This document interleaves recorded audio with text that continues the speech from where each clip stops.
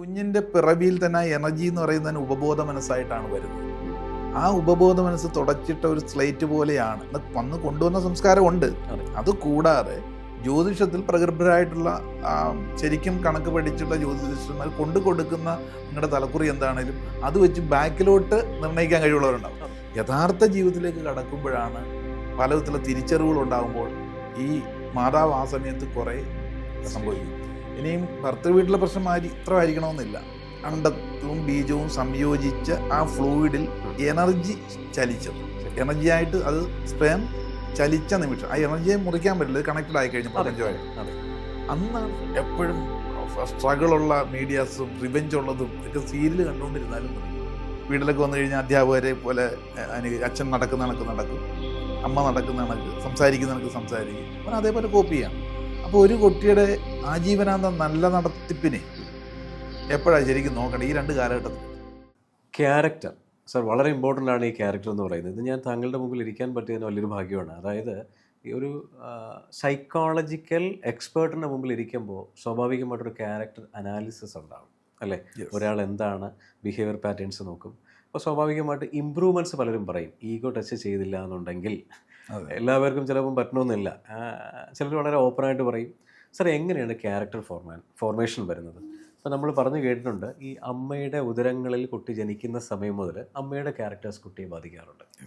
അത് പല പാറ്റേൺസായിട്ട് കുട്ടിയുടെ ബ്രെയിനിനെ ആ ഒരു അഡിക്ഷനിലേക്ക് കൊണ്ടുപോകാറുണ്ട്. സാർ ഒന്ന് വിശദീകരിക്കാമോ? തീർച്ചയായിട്ടും. ഇത് നമ്മൾ പണ്ട് തൊട്ടുള്ള ഏൻഷ്യൻ്റ് പീരിയഡ് സ്പിരിച്വാലിറ്റിയിലും സൈക്കോളജിയിലും ഒരേപോലെ തുറന്ന് സമ്മതിക്കുന്ന കാര്യമാണ്. അതെ.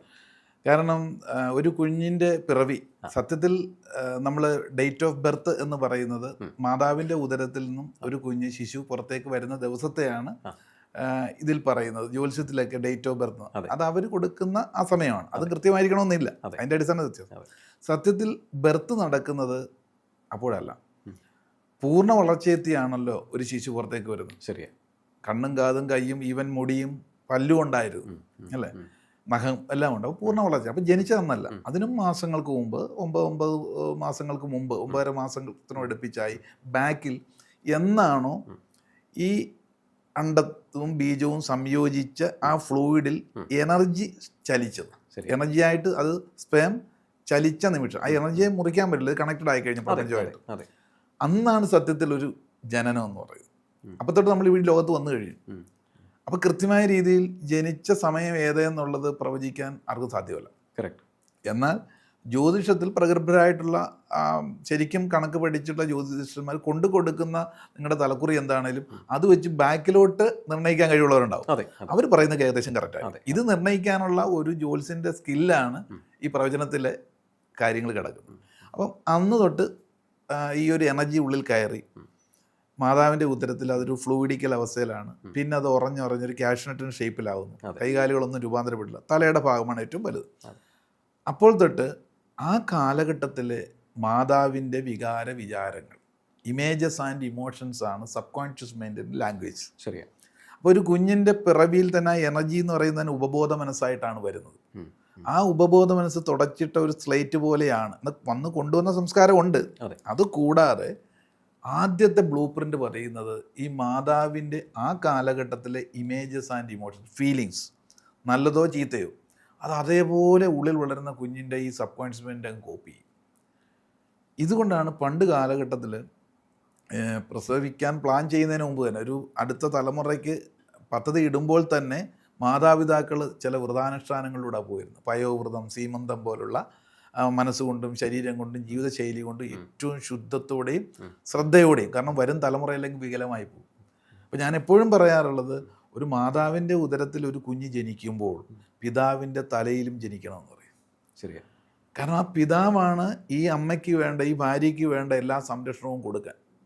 ഭർത്തൃ വീട്ടിൽ ഡിസ്കംഫർട്ടാണെന്ന് ഈ പിതാവ് മനസ്സിലാക്കി അവിടെ കംഫർട്ടൻസ് കൊടുക്കാൻ പറ്റുകയാണെങ്കിൽ ശരിയാണ്. അപ്പം അവിടെ മുതൽ തുടങ്ങുകയാണ് ഒരു ആളുടെ ക്യാരക്ടറൈസേഷൻ. അപ്പോൾ ഇതൊന്നും അറിഞ്ഞുകൊണ്ടല്ലോ പലപ്പോഴും ക്യാരിയിങ് ടൈം, വിവാഹത്തിന് മുമ്പ് ഒരുപക്ഷെ വിവാഹം ആദ്യ നാളുകൾ വളരെ സന്തോഷത്തിലൊക്കെ ആയിരിക്കും. യഥാർത്ഥ ജീവിതത്തിലേക്ക് കടക്കുമ്പോഴാണ് പലവിധത്തിലുള്ള തിരിച്ചറിവുകൾ ഉണ്ടാകുമ്പോൾ ഈ മാതാവ് ആ സമയത്ത് കുറേ സംഭവിക്കും. ഇനിയും ഭർത്തൃ വീട്ടിലെ പ്രശ്നം ഇത്ര ആയിരിക്കണമെന്നില്ല. ഭർത്തൃ വീട്ടിൽ ഒരുപക്ഷെ സ്വന്തം വീട്ടിലേക്കാളും നല്ല പരിചരണം കിട്ടുന്നതായിരിക്കും. ആ കാലഘട്ടത്തിൽ ഇവർ അനുഭവിക്കുന്ന മറ്റ് പേഴ്സണൽ സ്ട്രഗിൾ ഉണ്ടാക്കി, ചെറുപ്പകാലത്തിൽ പല ട്രോമ ഉണ്ടാക്കി. ഇനി അതുമല്ലെങ്കിൽ കാണുന്ന മീഡിയാസ് എപ്പോഴും സ്ട്രഗിളുള്ള മീഡിയാസും റിവെഞ്ച് ഉള്ളതും ഒക്കെ സീരിയൽ കണ്ടുകൊണ്ടിരുന്നാലും മതി. ഇതെല്ലാം ഈ മാതാവിൻ്റെ ഉള്ളിലേക്ക് കിട്ടുന്ന ഇമോഷൻസ് എല്ലാം ഉള്ളിൽ വളരുന്ന കുട്ടിയുടെ സബ് കോൺഷ്യസ് മൈൻഡ് ഒരു ക്യാരക്ടർ ഫോർമേഷൻ തുടങ്ങുകയാണ്. അതുകൊണ്ടാണ് പണ്ട് കാലഘട്ടങ്ങളിൽ ഈ രാജകൊട്ടാരങ്ങളിലൊക്കെ റാണിമാർ പ്രഗ്നൻ്റ് ആയാൽ അവരെ അവിടെ നിന്ന് മാറ്റും കൊട്ടാരത്തിൽ നിന്ന്. വേറെ ഒരു കൊട്ടാരം സുഖവാസ കേന്ദ്രം, അതിനുവേണ്ടി തന്നെ കേന്ദ്രമുണ്ട്.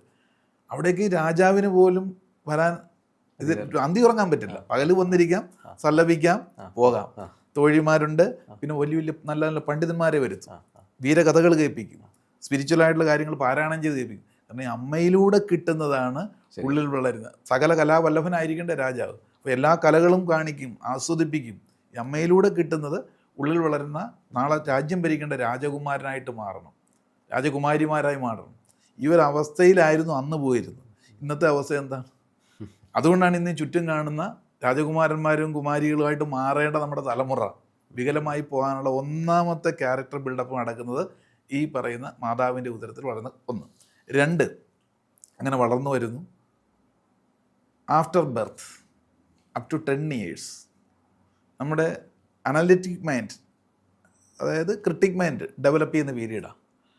ഈ പീരീഡിൽ ബുദ്ധി വലുതായിട്ട് വളർന്നിട്ടുണ്ടാവില്ല, എല്ലാം അതേപോലെ കോപ്പി ചെയ്യും. കണ്ണിലൂടെ കാണുന്നതും ചെവിയിലൂടെ കേൾക്കുന്നതും കേൾപ്പിക്കുന്നതും ശ്രദ്ധിക്കുന്നതല്ല, അതേപോലെ കോപ്പി ചെയ്യും. അതിൻ്റെ ലോജിക്ക് അറിയില്ല. സബ് കോൺഷ്യസ് മൈൻഡിന് ലോജിക്കില്ല, ലോജിക്കുള്ള കോൺഷ്യസ് മൈൻഡാണ്. അപ്പോൾ ചെറുപ്പത്തിൽ ഇവൻ വളർന്നു വരുന്ന സമയത്ത് കാണുന്നതും കേൾക്കും. അതുകൊണ്ടാണ് കുട്ടികൾ അനുകരിക്കുന്നത് കണ്ടിട്ടില്ല ആ പ്രായത്തിൽ.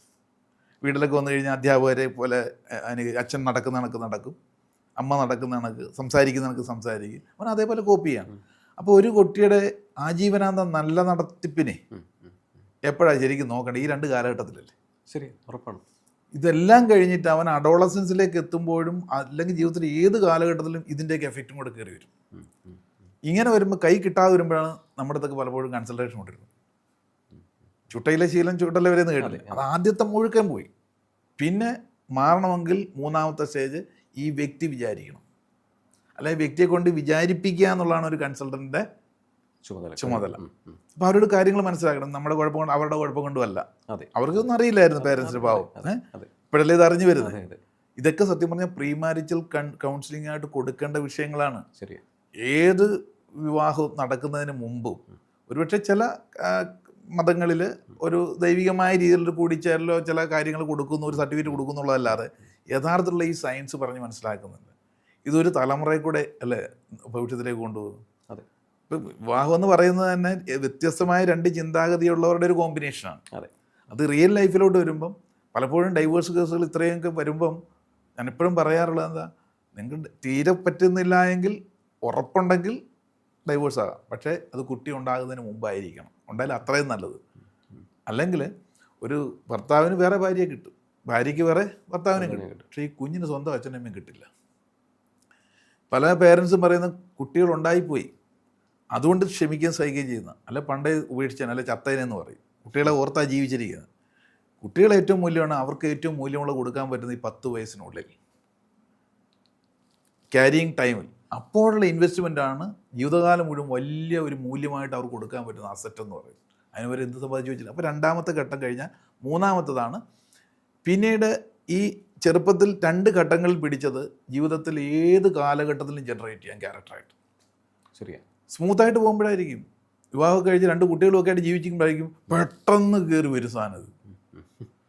അപ്പോൾ ഇതെല്ലാം ഈ ക്യാരക്ടർ എന്ന് പറയുന്നത് നമ്മൾ പെട്ടെന്ന് ഇന്നലെയോ മിനിഞ്ഞാന്നോ ഉണ്ടാകുന്നതല്ല. അതിൻ്റെ പിന്നിൽ ഒരു ഹിസ്റ്ററി കിടപ്പുണ്ട്. ഇത് മനസ്സിലാക്കി ഇനി മുതൽ എന്ത് ചെയ്യണമെന്നുള്ളത് ഓരോ വ്യക്തികളും വിചാരിച്ചാൽ റൂട്ട് മാറ്റാൻ പറ്റും. വളരെ വാലിഡ് ഇൻഫർമേഷനാണ്. അതായത് പല ആൾക്കാർക്കും ഇതിൻ്റെ ഒരു സീരിയസ്നെസ് അറിയില്ല. ഈ സാറ് പറഞ്ഞതുപോലെ ലൈഫിൽ ഏറ്റവും വലിയൊരു ഇമ്പോർട്ടൻറ്റ് ഇവൻറ്റ്സാണ് മാരേജ് എന്ന് പറയുന്നത്. ഒരു പ്രോപ്പറായിട്ടുള്ളൊരു മാരേജ് കൗൺസിലിംഗ് അല്ലെങ്കിൽ പ്രീ മാരേജ് ഒരു കൗൺസിലിംഗ് കൊടുത്തു കഴിഞ്ഞാൽ തീരുന്ന കാര്യങ്ങളേ ഉള്ളൂ. തീർച്ചയായും. ഈ പറയുന്ന ക്രിട്ടിക്കൽ മൈൻഡ് വളരെ പെട്ടെന്ന് കുട്ടികളെ റെപ്ലിക്കേഷൻസിലേക്ക് കൊണ്ടുപോകും. സാറ് പറഞ്ഞ പോലെ ഓരോ കാര്യങ്ങൾ അനുകരിക്കും. ഇത് കഴിഞ്ഞ് അഡോളൻസ് ഏജിലേക്ക് വരുമ്പോഴാണ് ശരിക്കും ഇവരുടെ ക്യാരക്ടർ ഫോർമേഷൻ അതുപോലെ പോകുന്നത്. ഇതുപോലെ നല്ലൊരു കൗൺസിലേഴ്സ് അല്ലെങ്കിൽ നല്ലൊരു സൈക്കോളജിക്കൽ കൗൺസിലിംഗ് സൈക്കോളജിക്കൽ ഇൻ്റർവെൻഷൻ നടത്തുകയാണെന്നുണ്ടെങ്കിൽ പൂർണ്ണമായിട്ടും നല്ല ജനറേഷൻസിനെ നമുക്ക് വാർത്തെടുക്കാൻ വാർത്തെടുക്കാൻ കഴിയും. നന്ദി, നമസ്കാരം.